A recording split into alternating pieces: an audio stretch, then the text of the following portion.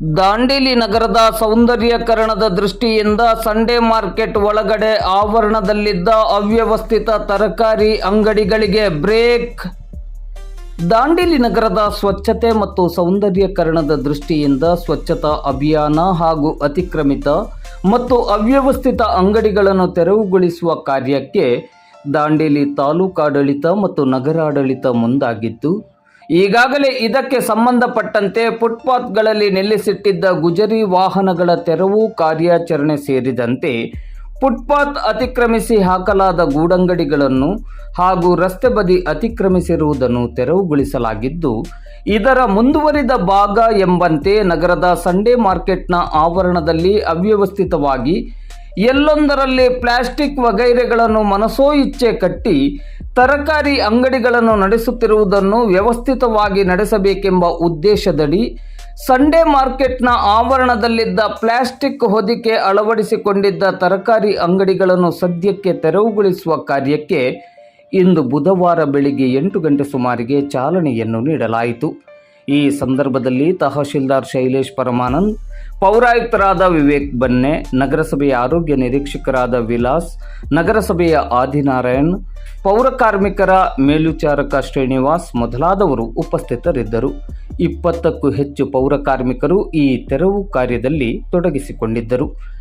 ಇಲ್ಲಿ ಸಂಡೇ ಮಾರ್ಕೆಟ್ನ ಆವರಣದಲ್ಲಿ ಎಲ್ಲೊಂದರಲ್ಲಿ ತರಕಾರಿ ಅಂಗಡಿಗಳು ಅವ್ಯವಸ್ಥಿತ ರೀತಿಯಲ್ಲಿ ಇರುವುದು ಸಹಜ.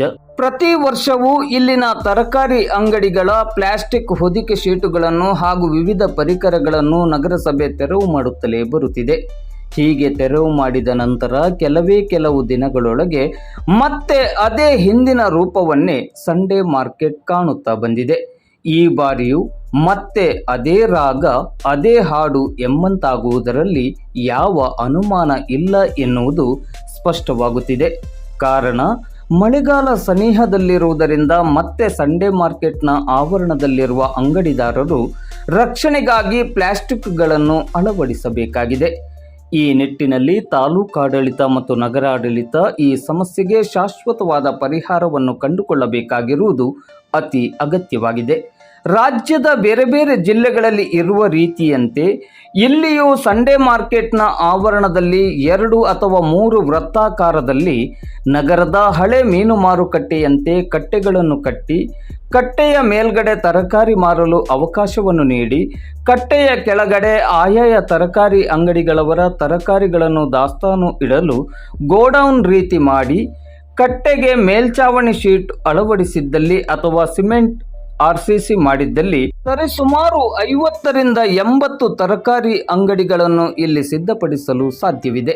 ಪ್ರತಿ ಅಂಗಡಿಗೆ ಕನಿಷ್ಠವೆಂದರೂ 3 ತಿಂಗಳಿಗೆ ಬಾಡಿಗೆಯನ್ನು ಪಡೆದುಕೊಳ್ಳಬಹುದು. ಇದರಿಂದ ನಗರಸಭೆಯ ಆದಾಯಕ್ಕೂ ಅನುಕೂಲವಾಗಲಿದೆ. ವೆಸ್ಟ್ ಕೋಸ್ಟ್ ಕಾಗದ ಕಾರ್ಖಾನೆಯ CSR ಯೋಜನೆಯಡಿ ಈ ಉಪಯುಕ್ತ ಯೋಜನೆಯನ್ನು ಅನುಷ್ಠಾನ ಮಾಡಿದ್ದಲ್ಲಿ ಒಂದು ಕಡೆ ನಗರಸಭೆಗೂ ಆದಾಯ, ಇನ್ನೊಂದೆಡೆ ತರಕಾರಿ ಅಂಗಡಿದಾರರಿಗೂ ವ್ಯಾಪಾರ ಚಟುವಟಿಕೆಗಳನ್ನು ನಡೆಸಲು ಅನುಕೂಲವಾಗಲಿದೆ. ಬಹಳ ಮುಖ್ಯವಾಗಿ ಹೇಳುವುದಾದರೆ, ವರ್ಷಕ್ಕೆ 2-3 ಬಾರಿ ತೆರವುಗೊಳಿಸಿ ನಗರಸಭೆಯ ಸಮಯವೂ ವ್ಯರ್ಥವಾಗುವುದು ಮತ್ತು ಅಂಗಡಿದಾರರ ವಿವಿಧ ವಸ್ತುಗಳು ಹಾಳಾಗುವುದನ್ನು ತಪ್ಪಿಸಲು ಸಾಧ್ಯವಿದೆ. ಜೋಡೆತ್ತುಗಳಾದ ತಹಶೀಲ್ದಾರ್ ಶೈಲೇಶ್ ಪರಮಾನಂದ್ ಹಾಗೂ ಪೌರಾಯುಕ್ತರಾದ ವಿವೇಕ್ ಬನ್ನೆ ಅವರು ಈ ಬಾರಿ ಈ ನಿಟ್ಟಿನಲ್ಲಿ ಸಮಯೋಚಿತ ಮತ್ತು ಶಾಶ್ವತವಾದ ಪರಿಹಾರವನ್ನು ಕಂಡುಕೊಳ್ಳುವ ಉದ್ದೇಶದಿಂದ ಸಮರ್ಥ ಹೆಜ್ಜೆಯನ್ನು ಇಡಲಿದ್ದಾರೆ ಎಂಬ ಮಾತು ಸಾರ್ವಜನಿಕ ವಲಯದಲ್ಲಿ ಗಟ್ಟಿಯಾಗಿ ಕೇಳಿಬರುತ್ತಿದೆ. ಹಲವಾರು ವರ್ಷಗಳ ಈ ಸಮಸ್ಯೆಗೆ ಶಾಶ್ವತವಾದ ಪರಿಹಾರ ಈ ಇಬ್ಬರು ಜೋಡೆತ್ತುಗಳಿಂದ ಸಿಗಲು ಸಾಧ್ಯವಿದೆ. ಈ ನಿಟ್ಟಿನಲ್ಲಿ ಸದ್ಯದ ಸಮಸ್ಯೆಗಳನ್ನೇ ಮುಂದಿಟ್ಟುಕೊಂಡು ಶಾಶ್ವತವಾದ ಪರಿಹಾರವನ್ನು ಕಂಡುಕೊಳ್ಳಲು ತರಕಾರಿ ಅಂಗಡಿಯವರು ಅಡ್ಡಗೋಡೆಯಾಗದೆ ಸಹಕರಿಸಬೇಕಾಗಿದೆ.